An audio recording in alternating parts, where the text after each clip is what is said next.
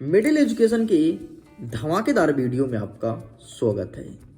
आप देख रहे हैं टॉपर सीरीज वर्ष 2024 और आप सब हैं अपने स्कूल के टॉपर। देखिए स्टूडेंट, टॉपर सीरीज के अंतर्गत मैंने आपसे बोला था कि आपको सभी most IMP questions, viral paper, model paper और वो क्वेश्चन पेपर जो तुम्हारे एग्जाम में आना है उसको कवर किया जाएगा। एंड फाइनली आपके सामने एक ऐसा प्रश्न पत्र लेकर के आ चुका हूं जहां से बहुत सारे क्वेश्चंस आपके एग्जाम में देखने को मिलेगा। मैं एक ही कमेंटमेंट करूंगा और एक ही चीज बोलूंगा, अगर आप इस क्वेश्चन पेपर के सभी क्वेश्चंस को बहुत अच्छे से सॉल्व कर लेते हो तो 75 में से आसानी से तुम 60 से 65 नंबर लेकर के आने वाले हो। इसका सिंपल सा रीजन मैं बताऊं, एमपी बोर्ड हर साल कोई ना कोई क्वेश्चंस को रिपीट करता है।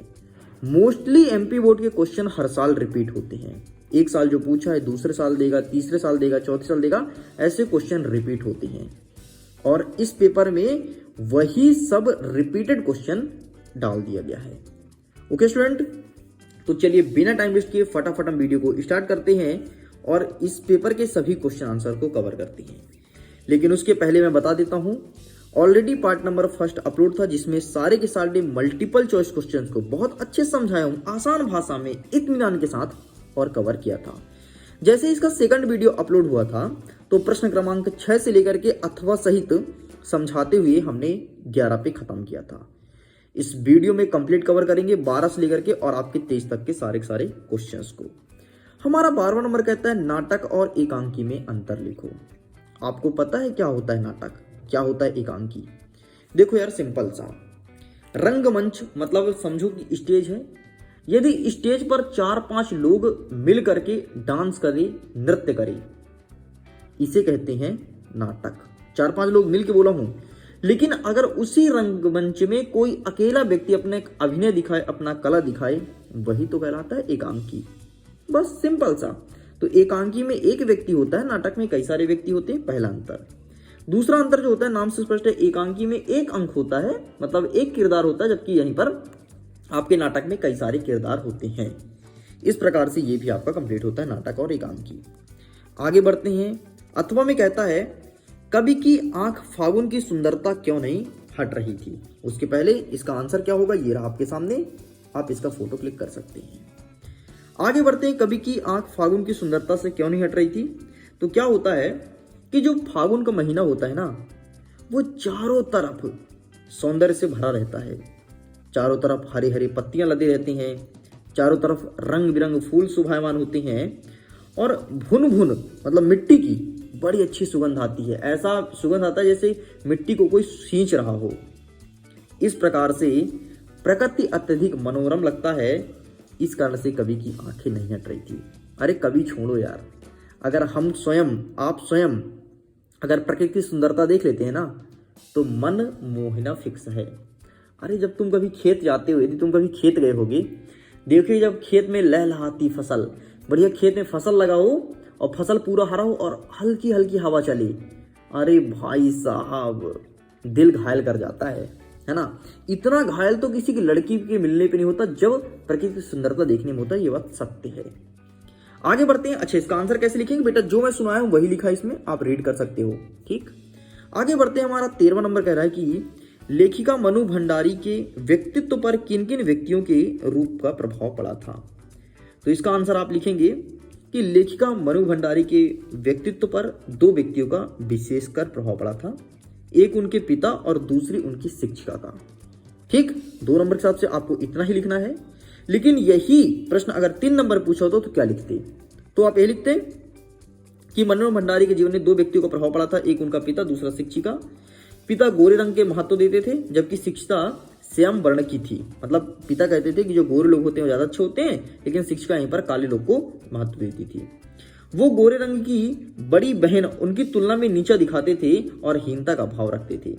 पिताजी की इच्छा कारण लोग विचार विमर्श, देशभक्ति का भाव उनमें आया और शीला जो उनकी शिक्षिका थी उनके कारण वो गोरे और काले में भेदभाव करना बंद की थी। बाकी इसका आंसर क्या लिखना है बेटा? ये रहा आपके सामने, आपको यही आंसर लिख करके चले आना है।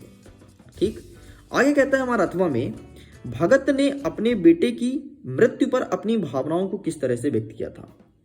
तो भगत मतलब बाल गोविंद भगत। तो क्या हुआ था, बाल गोविंद भगत के बेटे की मृत्यु पर अपनी भावनाएं किस प्रकार व्यक्त की? तो सिंपल सा, जब बाल गोविंद भगत के बेटे की मृत्यु हुई, उनका शव पड़ा था, तो सफेद कपड़े ढांक दिया गया था उसमें, और उसमें फूल और तुलसी के दल बिखेर दिए गए थे। मतलब जो होता है ना, जब कोई मर जाता है तो सफेद कपड़ा डाल करके और फूल और तुलसी चारों तरफ डाल देते हैं। और जो मोहन भगत थे या फिर बाल गोविंद भगत थे, वो स्वयं आसन जमा करके गाने बैठ गए थे और वो कबीर के पद का गायन करने लगे थे।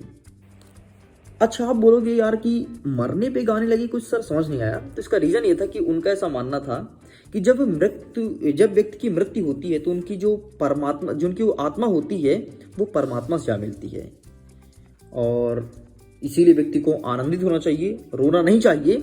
इसलिए वो आनंदित के कारण गाना गाने लगे थे। कुछ इस प्रकार की कहानी थी। मैं उम्मीद करता हूं ये भी समझ में आया होगा। आगे बढ़ते हैं। 14 नंबर कहता है कि शांत रस का परिभाषा लिखते हुए एक एग्जाम्पल देना है। अच्छा, इसका आंसर देख लो। आंसर कैसे लिखोगे? तो ये रहा आपके सामने, इसका फोटो क्लिक कर लीजिए। 14 नंबर कहता है शांत रस का हमें परिभाषा बताना है। तो सिंपल सा यार, सा हृदय के हृदय में स्थित निर्वेद नामक स्थायी भाव, जब विभव, अनुभव और संचारी भाव संयोग होता है, वहां शांत रस कहलाता है। इसका एग्जाम्पल क्या है? चलती चाकी देखकर दिया कबीरा रोए, दुई पाटन के बीच में साबुत बचा ना कोई। हमने जो समझाया वो यहाँ पर लिखा नहीं है, देख सकते हैं, ठीक है। बाकी जो मैं बताया हूं वो बहुत ही अच्छा परिभाषा और बहुत ही अच्छा एग्जाम्पल था। अगर आपको नहीं पता तो इस परिभाषा को लिख लीजिएगा। आगे बढ़ते हैं। इसी के कहता है कि बच्चे की दंतुरित मुस्कान से कवि के मन पर क्या प्रभाव पड़ा था? अच्छा, दंतुरित का मतलब होता है जो बच्चे के छोटे छोटे दांत बाहर निकल जाते हैं जब वो हंसते हैं, तो बहुत ही प्यारा लगता है। बस उसी की बात कर रहा है। एंड इसका आंसर ये रहा। कोई बहुत खास आंसर नहीं है, तो आप इसका देख लो। समझाने वाला ऐसा कोई चीज नहीं है, पढ़ोगे तो एक बार में समझ में आ जाएगा। चलिए आगे बढ़ते हैं। नेक्स्ट कहता है 15 नंबर, निम्नलिखित वाक्यांश के लिए एक एक शब्द लिखिए। सब कुछ जानने वाला, जो सब कुछ जानता है उसे कहते हैं सर्वज्ञ। नेक्स्ट कहता है जिसका कोई आकार ना हो उसे कहते हैं निराकार। जैसे भगवान ब्रह्मा जी निराकार हैं, जिनका कोई आकार नहीं है। हमारे इसी कथन कहता है कि निम्नलिखित वाक्य को पढ़ करके अर्थ के आधार पर उनके प्रकार को बताइए। जैसे श्याम विद्यालय जाओ, ये हो जाएगा आपका आज्ञावाचक वाक्य। नेक्स्ट कहता है मोहन घर जाता है, ये आपका हो जाएगा विधिवाचक वाक्य। नेक्स्ट कहता है ईमानदारी से बड़ा कोई गुण नहीं होता, ये कहलाता है आपका निषेधवाचक वाक्य। और यहां पर कह रहा है कि बच्चे अपने अपने घर जाओ, ये कहता है आज्ञावाचक वाक्य। इस प्रकार से पहला आज्ञावाचक, दूसरा आ जाएगा आपका विधिवाचक, तीसरा निषेधवाचक और आपका अंतिम वाला आज्ञावाचक। इसका आंसर यहां पर दिया गया है, स्क्रीनशॉट ले लीजिए। आगे बढ़ते हैं। कहता है कि अकर्मक क्रिया तथा सकर्मक क्रिया में क्या अंतर है, स्पष्ट कीजिए। तो अकर्मक क्रिया को वाक्य में कर्म की आवश्यकता नहीं होती, लेकिन सकर्मक क्रिया के वाक्य में कर्म की आवश्यकता होती। बस इतना ही अंतर है, ठीक। अकर्मक क्रिया में कर्म की आवश्यकता नहीं होती, सकर्मक क्रिया में कर्म की आवश्यकता होती है। इतना आपको लिख के कंप्लीट करना है। एंड ये रहा टॉपर सीरीज के अंतर्गत इन सभी क्वेश्चंस को मैं बताया था, और देखो वही क्वेश्चंस आए हैं। नेक्स्ट कहता है शब्द शक्ति के कितने प्रकार होते हैं? तो सिंपल सा, शब्द शक्ति 3 प्रकार के होते हैं, अविधा, लक्षणा और व्यंजना। मैं शब्द शक्ति का अलग से लेक्चर नंबर 6 अपलोड किया था, अगर आपने नहीं देखा तो देखना। शब्द शक्ति को बहुत अच्छे से समझाया था। शब्द शक्ति और एक होता है शब्द गुण, ठीक, जो आपका सौंदर्य, ओज और प्रसाद है 3। इन 6 को अच्छे से कवर किया है। अविधा, लक्षणा, व्यंजना, सौंदर्य, प्रसाद और ओज, 6 के 6 को अच्छे से कवर किया था। आगे बढ़ते हैं। 17 नंबर कहता है माता का आंचल शीर्षक की उपयुक्तता बताते हुए अन्य शीर्षक सुझाइए, ठीक। तो भाई ये रहा माता का आंचल का शीर्षक, इसे रीड कर लेना। ये तुम्हारे एग्जाम में प्रीवियस ईयर में पूछा जा चुका है, इस बार भी आएगा। चलिए आगे बढ़ते हैं। 17 का अथवा, देखो जो समझाने वाले नहीं उसमें ज्यादा फोकस नहीं कर रहे हैं, ठीक है। 17 का अथवा कहता है कि प्रकृति ने जल संचय व्यवस्था किस प्रकार की थी? तो जल संचय का मतलब होता है पानी को व्यवस्थित करना। आपको पता है कि जब बारिश होती है तो पानी ऑटोमेटिक जहां पे भरता है वहां पर बड़े बड़े गड्ढे बन जाते हैं, बड़े बड़े तालाब टाइप्स बन जाते हैं, बड़े बड़े बांध बन जाते हैं। तो ये प्रकृति की जल संचय की व्यवस्था है, ताकि व्यक्ति उस पानी का उपभोग कर सके। पहले ये प्रकृति द्वारा बनता था, लेकिन अब इस प्रकार से बड़े बड़े गड्ढे इंसान स्वयं बनाता है। अभी हमने भी 1 साल पहले अपने खेत में एक तालाब टाइप से बनवाया था, है ना। हमने भी जल संचय के लिए कार्य किया था ताकि उस पानी का हम उपयोग कर सकें। चलिए, तो इसका आंसर कैसे लिखेंगे? इसका आंसर मैं दिखा देता हूं, ये रहा आपके सामने। यहां पर लिखना है प्रकृति मानव के लिए वरदान है, यह अनूठे ढंग से उसके लिए विविध व्यवस्थाएं करती है। जल संचय का प्रकृति का अनुपम तरीका है, वह सर्दी में बर्फों के हिमखंडों में जल संचय कर लेती है और गर्मी के समय प्यासी जन जन के लिए बर्फ शिलाएं पिघलाकर जलधारा बनाती है, उनका प्यास दूर करती है। और जल संचय और जल वितरण प्रकृति का अद्भुत तरीका है। मतलब कहना यह चाहता है कि प्रकृति इस प्रकार वरदान दे के रखा है कि जैसे ही बरसात आता है तो बरसात में पूरा का पूरा पानी एकत्रित कर लेता है, और ठंडी आता है तो वही पानी बर्फ के रूप में जम जाता है, और जैसे गर्मी आता है तो पिघल पिघल करके और जल धाराएं बहने लगती है ताकि व्यक्ति उससे अपना प्यास बुझा सके। बहुत ही अच्छा आंसर लिखा गया है, ये आपको लिखना था। 18 नंबर कहता है निम्नलिखित का संदर्भ प्रसंग अर्थता है, तो इसे देख लो, मैंने टिक कराया था टॉपर सीरीज में एंड वही आया है आपके एग्जाम में। तो भैया ये देखिए, ये आ रहा आपके सामने, ठीक, ये तो आप इसका स्क्रीनशॉट ले लो, 2023 में भी आया है और देख लो इस बार भी देखने को मिलेगा। ठीक है, साइड करते हैं। नेक्स्ट क्या कहता है इसके अथवा में, इसका अथवा वाला भी आंसर हमारे पास अवेलेबल है, टेंशन मत लो। ये कब पूछा है, ये नहीं पूछा है, लेकिन ये तुम्हारे एग्जाम में आएगा तो आप इसका भी स्क्रीनशॉट ले सकते हैं। साइड करते हैं। नेक्स्ट कहता है 19वां नंबर कहता है कि निम्नलिखित का संदर्भ प्रसंग और अर्थ बताना है। तो ये रहा भाई साहब आपके सामने इसका संदर्भ, ठीक, संदर्भ आपके सामने लिखा है, सब दिखाएंगे, टेंशन मत लो। ये रहा आपके सामने प्रसंग और इसका अर्थ, ठीक, तो इसका भी स्क्रीनशॉट ले लो। आगे बढ़ते हैं। इसके अथवा में क्या कहता है, इसके अथवा में काशी से संबंधित पूछा गया है एंड अथवा वाला, एक सेकंड, ये रहा आपके सामने, ठीक, तो आप इसका भी स्क्रीनशॉट ले लो, पूरा अवेलेबल है, इसे एक बार पढ़ लेना, ठीक है। चलिए साइड करें। नेक्स्ट देखते हैं 20वां नंबर कहता है कि निम्नलिखित में से किसी एक का विज्ञापन तैयार कीजिए। यहां पर लिखा है खिलौने की बिक्री के लिए विज्ञापन और विद्यालय में प्रवेश हेतु विज्ञापन। तो ये रहा भाई साहब खिलौने की बिक्री, चुनमुन खिलौना भंडार, देख लो यहाँ पर क्या लिखा है, चिड़िया वाला रखा है, ये कार रखा है, और दीपावली के अवसर पर विशेष छूट दे रहा है, और चूक गए तो पछताते रहोगे बाप रे, सुंदर, और क्या लिखा है, सुघड़ सोलोनी, क्या क्या लिखा है यहाँ पर देख लो, कुछ इस प्रकार से विज्ञापन आपको बनाना है। एक और क्या कह रहा था, विद्यालय में प्रवेश लेनी है तो इस प्रकार से विज्ञापन है, एडवर्टाइजमेंट, जो प्रचार प्रसार होता है ना, बस वैसे आपको बनाना है, ठीक है। चलिए इसे साइड करते हैं। 21 नंबर कहता है कि गद्यांश और काव्यांश को पढ़ना है और नीचे जो प्रश्न पूछा है उसका उत्तर हमें देना है, और पढ़ के देते हैं। आप हमेशा अच्छी जिंदगी जीते आ रहे हैं, आप हमेशा बढ़िया कपड़े, बढ़िया जूते, बढ़िया घड़ी, बढ़िया मोबाइल जैसे दिखावे पर बहुत खर्च करते हैं, मगर आप अपने शरीर पर कितना खर्च करते हैं इसकी मूल्यांकन जरूरी है। यह शरीर अनमोल है, अगर शरीर स्वस्थ नहीं होगा तो आप ये सारे सामान किस पर टांगेंगे। अतः स्वयं का स्वस्थ रहना सबसे जरूरी है, एवं स्वस्थ रहने में हमारे खान पान का सबसे बड़ा योगदान है। पहला नंबर कहता है कि गद्यांश का शीर्षक क्या होगा, तो पहला सुख निरोगी काया, मतलब स्वस्थ विज्ञान का शीर्षक होगा। नेक्स्ट कहता है अनमोल क्या है, तो मानव शरीर ही अनमोल है। नेक्स्ट कहता है शुद्ध और असली शब्दों के विलोम शब्द लिखिए, तो शुद्ध का हो जाएगा अशुद्ध, असली का हो जाएगा नकली, ठीक। तो ये रहा आपके सामने पूरा आंसर लिखा गया, स्क्रीनशॉट ले सकती है।